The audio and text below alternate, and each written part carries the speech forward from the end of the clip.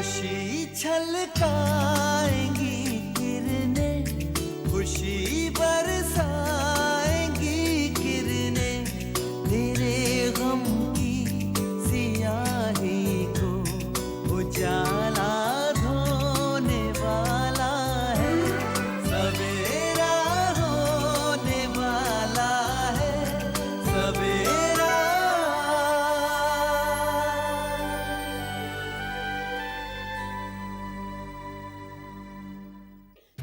आरजू और भाईजान का रिश्ता तोड़ देने में ही सबकी भलाई है। हुजूर क्या हुक्म है? क्या वाकई में इमरान ने तुम्हारे सामने कबूल किया था कि उसने अम्मी का कत्ल किया है? रिश्ते होंगे तो दोनों होंगे, टूटेंगे तो दोनों टूटेंगे। आहिस्ता आहिस्ता आपके साथ की आदत छोड़ने की कोशिश कर रही हूं मैं। आप जानबूझकर उसका मुकदमा हार जाइए। शगुफ्ता को सजा हो जाएगी सुहेल सिद्दीकी के कत्ल के जुर्म में, और आप खुद ब खुद उससे निजात पा जाएंगे। हाँ हाँ, मुझे शहजाद से तुम्हारे मिलने जुलने पर एतराज है और हमेशा रहेगा। मैं उसे तुम्हारे साए से भी दूर रखना चाहता हूं। समझती क्या हो तुम? मैं तुमसे इस बारे में आखिरी बार कह देना चाहता हूं कि तुम अपने सारे हक खो चुकी हो। शहजाद की जिंदगी में तुम्हारी यादें खत्म हो चुकी हैं, उसकी जिंदगी में तुम्हारा वजूद खत्म हो चुका है। मैम कोरियर वाला आया है, आपने पिकअप के लिए कहा था, लाइए क्या देना है। उसे मना कर दो डेविड, जो डॉक्यूमेंट भिजवाने थे वो तैयार नहीं हुए। डोंट माइंड मैम, एक बात पूछूं? हाँ आज आप बहुत परेशान लग रही हैं, सम प्रॉब्लम? डेविड, तुम असद साहब को कब से जानते हो? जब से इधर नौकरी कर रहा हूं तब से। नौकरी कब से कर रहे हो? क्या हुआ मैम, हमको मालूम है आज फिर आप वही दोहराएंगी कि मैं इतने साल से इन्हें कैसे झेल रहा हूं। लगता है आपके ऊपर फायरिंग हुई है, आज फिर आप नौकरी छोड़ने के लिए सोच रही होंगी, है ना? तुम असद साहब की पर्सनल लाइफ के बारे में क्या जानते हो? नो, उनकी पर्सनल लाइफ के बारे में उन्होंने कभी भी कोई डिस्कशन नहीं किया, नेवर। हाँ, एक बार मैंने उनसे उनके फैमिली के बारे में पूछा था तो फायरिंग कर दी, कहने लगे ऑफिस में पर्सनल लाइफ के बारे में बात मत करना। लेकिन ये सब आप क्यों पूछ रही हैं मैम? डेविड, मुझे ऐसा लगता है कि उनकी पर्सनल लाइफ खुशहाल नहीं है। उनकी लाइफ में बहुत सारी प्रॉब्लम्स हैं, शायद इसीलिए वो इतने तुनक मिजाजी, सनकी, जिद्दी और गुस्सैल बन गए हैं। Yes, right. आदाब खालिद भाई। आदाब। आदाब अंकल। आदाब। कैसी हो रजिया? बैठो।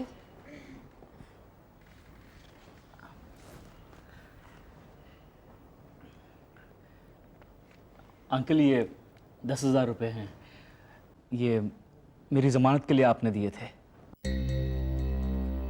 बहुत बहुत शुक्रिया। उस वक्त मैंने ये नहीं सोचा था कि तुमसे ये रकम मैं वापस लूंगा। ये कुछ फल और मिठाइयाँ लाई हूँ, आज सब कुछ तय करके ही जाऊंगी और सबका मुंह मीठा करवा कर ही जाऊंगी यहाँ से। हाँ, तय तो आज सब कुछ हो ही जाएगा।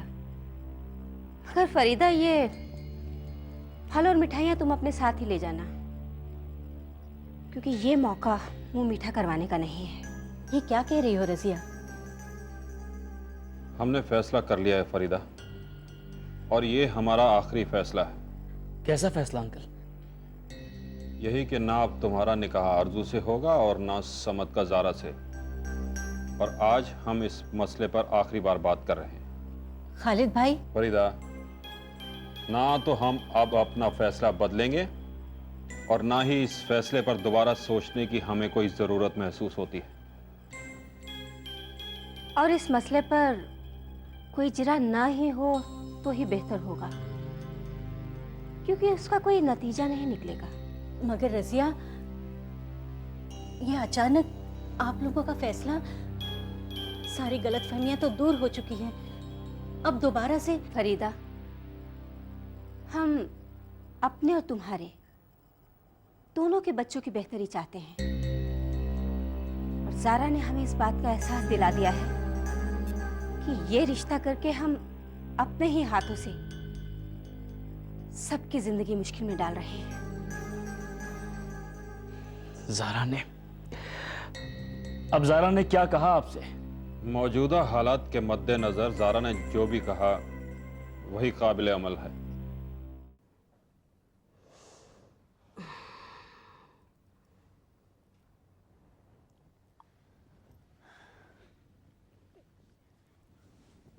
अम्मी अब दर्द तो नहीं है ना? अब नहीं है दर्द। अल्लाह का लाख शुक्र है कि डॉक्टर इतना नज़दीक में मिल गया, वरना बहुत परेशानी हो जाती है ना। इन्हीं हालात का तो डर लगा रहता है मुझे। अल्लाह मियाँ को जिस दिन मुझे बुलाना हो ना, सीधे मौत दे दे। अम्मी आप बीमारी न दे, डॉक्टर के पास जाने की नौबत ना आए बस। ऐसी बातें मत कीजिए ना अम्मी। और इस डॉक्टर का भी बर्ताव बड़ा अजीबोगरीब है। इसके पास फिर नहीं जाएंगे हम। हाँ, इससे दूर रहने में बेहतरी है। सही फरमा रही हैं आप।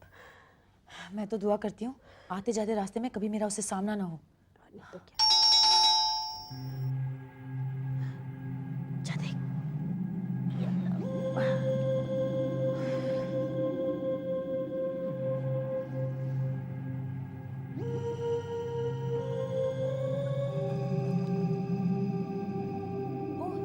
डॉक्टर साहब आप? Good evening. Good evening. क्या मैं अंदर आ सकता हूँ? हाँ आइए ना। आप किसी काम से आए थे? क्या मैं अगर आपसे अंदर आके बात करूँ तो कोई तकलीफ तो नहीं होगी आपको? नहीं नहीं बिल्कुल नहीं, आइए। Nice beautiful house, absolutely gorgeous. आपने इसे खरीदा है या किराए पे रहती है? किराए पर। हाँ, तगड़ा किराया देती होंगी। कितना देती हैं किराया? डॉक्टर साहब आपने बिला वजह ही आने की तकलीफ उठाई। मिनिमम 10,000 तो देती ही होंगी। जी बिल्कुल उतना ही है। That's too much. डॉक्टर साहब आपने इतनी तकलीफ उठाई आने की, कोई काम था आपको? अगर हम साथ बैठ के बातें करें तो आपको कोई तकलीफ तो नहीं है? नहीं नहीं बिल्कुल नहीं, बैठिए ना। Thank you. हाँ, लवली सोफा। Thank you. अब फिर तकलीफ काहे की? मैं बगल में ही तो रहता हूँ। तकलीफ तो आपकी आंटी को है, तो उन्हीं का हाल पूछना है। मैं समझा कि आप उनको लेकर आएंगे, आप आई नहीं। अच्छा। कैसी है? ठीक है? भाई पड़ोसी होने का कुछ तो फर्ज निभाना पड़ता है। हाँ, बड़ी मेहरबानी आपकी। आप आंटी को, मेरा मतलब है पेशेंट को बुलाइए, मैं उन्हें चेक करना चाहता हूँ। वो तो घर पर ही नहीं है। आप बिला वजह आपने कोई बात नहीं, आप आराम से बैठिए, मैं फुर्सत में आया हूँ। आराम से मैं यहीं बैठ कर उनका इंतजार करूंगा। फिर दवा खाना बंद होने के बाद कोई काम तो रहता है नहीं। बैचलर हूँ, इसलिए घर पे कोई इंतजार करने वाला भी नहीं है। You know. ये कौन है? ये मेरी दूसरी खाला है। वो जिनके सर पर चोट लगी है वो दूसरी खाला है, और वो घर पर नहीं है। ये अपने चेहरे पर से पर्दा नहीं हटाती क्या? नहीं, ये खाला अजनबियों के सामने पर्दे में ही रहती है। बातें तो करती होंगी। ठीक है, आप मेरे लिए एक चाय लगी। चाय? बगैर शक्कर। हाँ? मैं आपकी दूसरी आंटी, इनसे बात करता हूँ।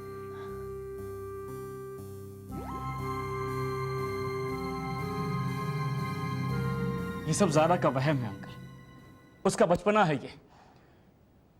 खामखा आफ्ताब खान की दहशत उसके दिलो दिमाग में घर कर बैठी है। दरअसल जब से आफ्ताब खान की खातिर हमारा बंगला बिका है ना, बस तब से ज़ारा ये समझने लगी है कि आफ्ताब खान कुछ भी कर सकता है।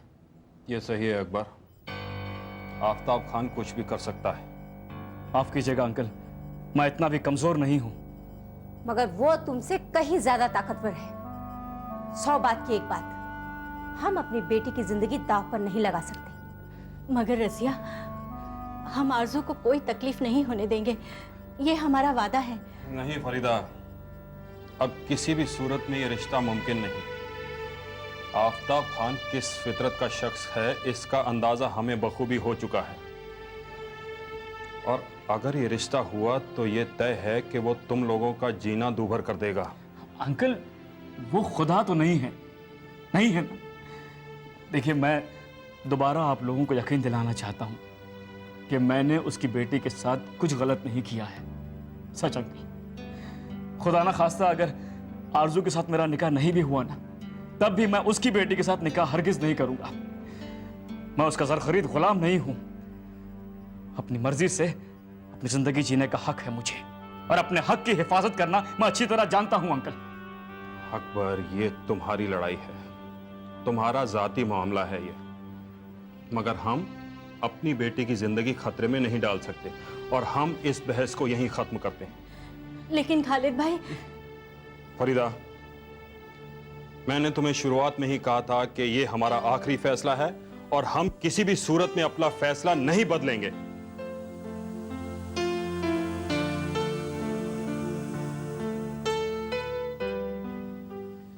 डॉक्टर के पास से आ रही हो? जी हो गया चेकअप? जी हाँ, सब ठीक ठाक है अभी तक? अल्लाह के फजल से अभी तक सब कुछ ठीक ठाक है। इस दफा तो कमाल ही हो गया, अभी तक सब ठीक ठाक है। पर अभी भी बहुत वक्त है। कल किसने देखा है? अबॉर्शन नहीं होगा, इस बात की क्या गारंटी है?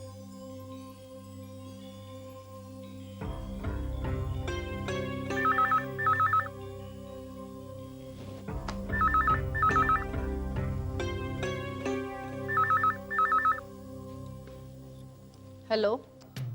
हेलो, मैं घानेकर बोल रहा हूँ। हाँ घानेकर, सकीना बोल रही हूँ। आदाब से अम्मी, कैसी हैं आप? आदाब, ठीक हूँ। आप अम्मी, अगर शबाना घर पर हो तो क्या मैं बात कर सकता हूँ उनसे? हाँ हाँ, एक मिनट। शबाना, घानेकर का फोन है तुम्हारे लिए।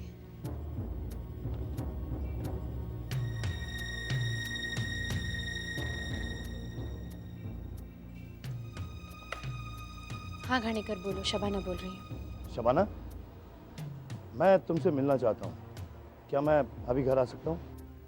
आ जाओ, मैं घर पर ही हूँ। ठीक है, मैं आधे पौन घंटे में पहुँचता हूँ। ठीक है, खुदा हाफिज। खुदा हाफिज।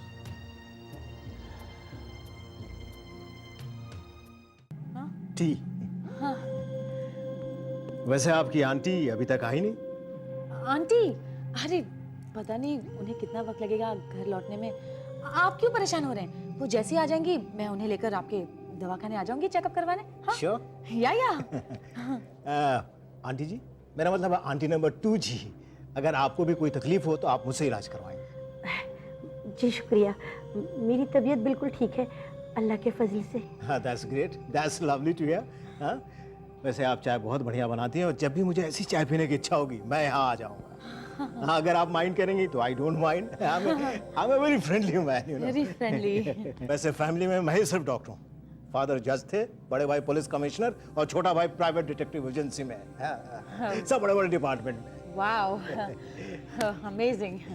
आपको कभी भी कोई जरूरत हो तो आप मुझसे कहेंगे। हाँ, ऑफ कोर्स, जरूर, ऑफ कोर्स। वैसे डॉक्टर साहब, आपको नहीं लगता कि आपके दवाखाने जाने का वक्त हो रहा है?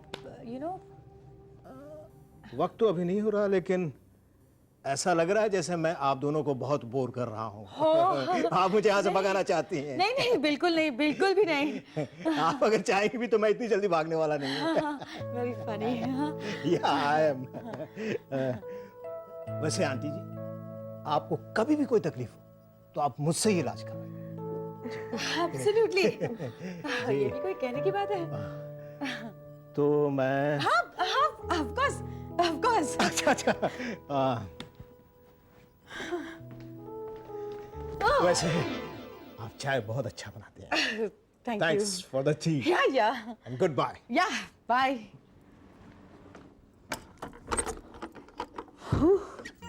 ओह गॉड,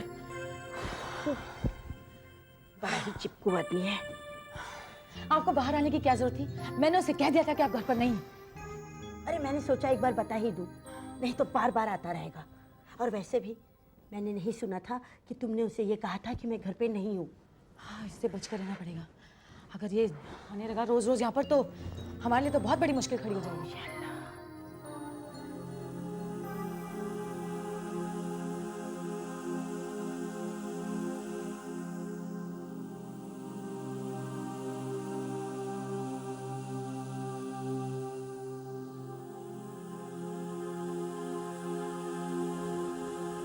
पता नहीं क्या हुआ होगा वहां।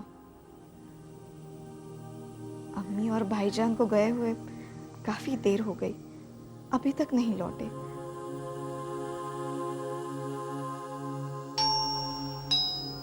आ गए शायद।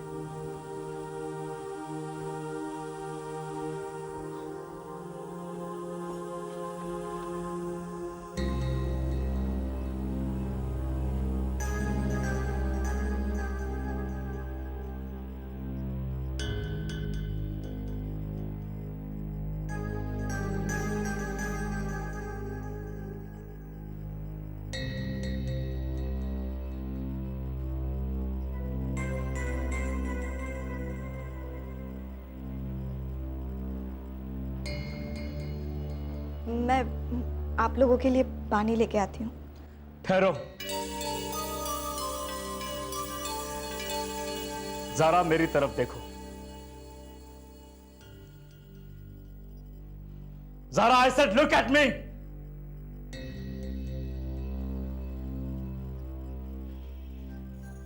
अब नजरें चुराने से कुछ नहीं होगा।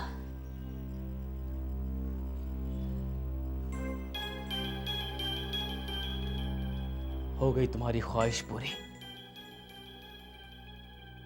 तोड़ दिया मिर्जा खानदान के साथ हमारा रिश्ता। अपनी अम्मी को और मुझे उनके सामने झूठा साबित कर दिया। अपने हाथों से अपनी जिंदगी तबाह और बर्बाद कर दी। खुश हो गई तसल्ली। तुमने बहुत तकलीफ पहुंचाई है मुझे ज़ारा, बहुत तकलीफ पहुंचाई है। तुम्हारी इस गलती के लिए मैं तुम्हें कभी माफ नहीं करूंगा। इस रिश्ते को जोड़ने के लिए मैंने क्या कुछ बर्दाश्त नहीं किया, और तुमने अपनी बेवकूफी से इसे कितनी आसानी से तोड़ दिया। बस ज़ारा, बस।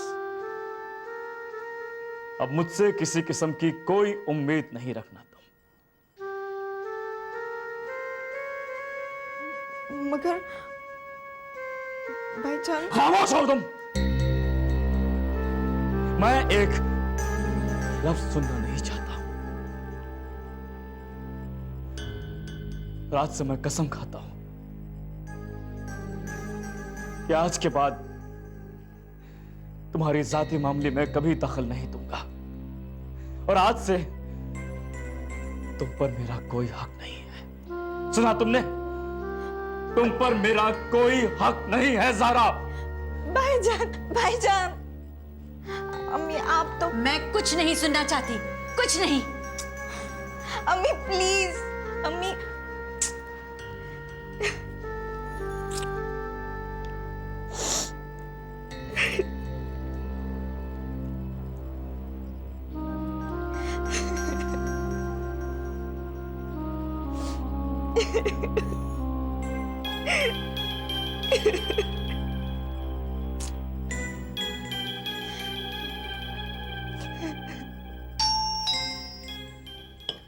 सुभद्रा, सुभद्रा।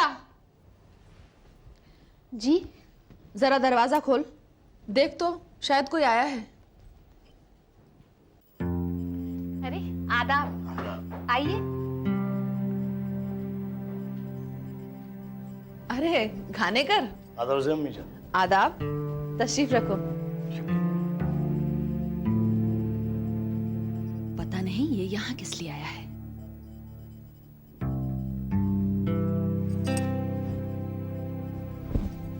कैसी हैं? बस गुजर रही है जिंदगी जैसे तैसे। तुम कहो कैसे आना हुआ? आप शुक्रिया।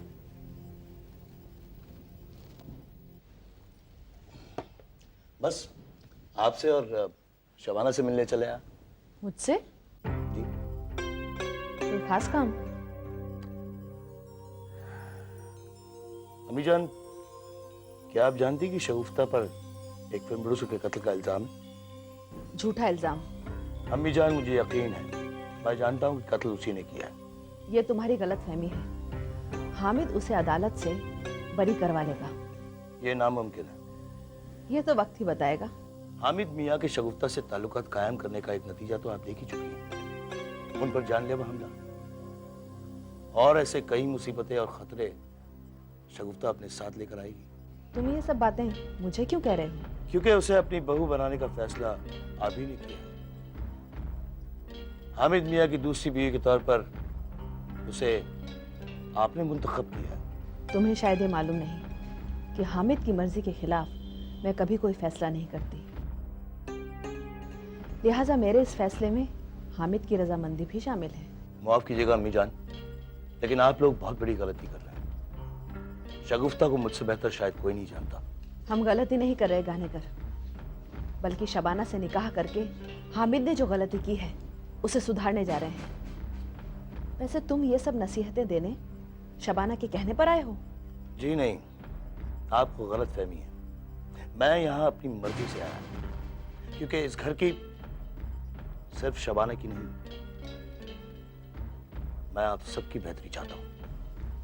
हमारी बेहतरी किसमें है ये हम ज्यादा बेहतर तरीके से जानते हैं। हमें बाहर वालों के मशवरे की जरूरत नहीं है।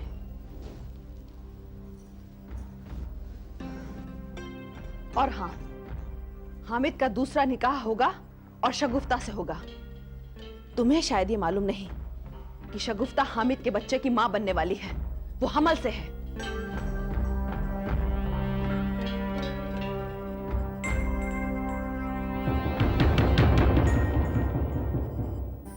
समेटा रात ने दामन, अंधेरा सोने वाला है, सवेरा ढूंढने वाले सवेरा होने वाला है, सवेरा होने वाला है।